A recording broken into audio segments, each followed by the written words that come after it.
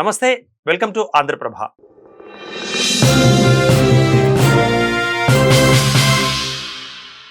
ఆత్మగౌరవం కోసం కొట్లాడి ప్రత్యేక తెలంగాణ తెచ్చుకున్నామని, రాహుల్ గాంధీ నాయకత్వంలోనే కాంగ్రెస్ పార్టీలో కొనసాగుతానని మునుగోడు శాసనసభ్యులు కోమటిరెడ్డి రాజగోపాల్ రెడ్డి స్పష్టం చేశారు. చౌటప్పల్ పట్టణంలోని శ్రీ సీతారామచంద్రస్వామి దేవాలయంలో ఎమ్మెల్యే ప్రత్యేక పూజలు చేశారు.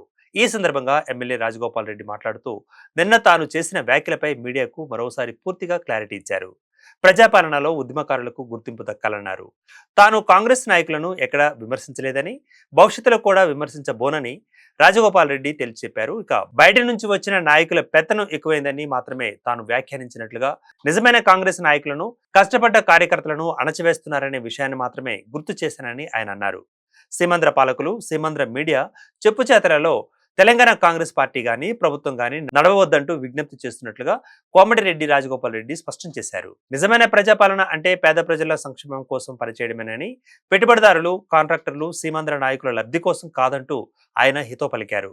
పార్టీ సిద్ధాంతాలకు కట్టుబడి రాహుల్ గాంధీ నాయకత్వంలో కాంగ్రెస్ లోనే కొనసాగుతానంటూ స్పష్టం చేశారు. ఈ కార్యక్రమంలో market chairman Ubbu Venkataiah, municipal chairperson Mugadala Pavani Ramesh Goud, vice chairman Gosika Vinay Kumar, municipal కౌన్సిలర్లు, స్థానిక కాంగ్రెస్ నాయకులు, ఆలయ నూతన పాలకవర్గ సభ్యులు, ప్రజాప్రతినిధులు పెద్ద సంఖ్యలో కార్యకర్తలు పాల్గొన్నారు.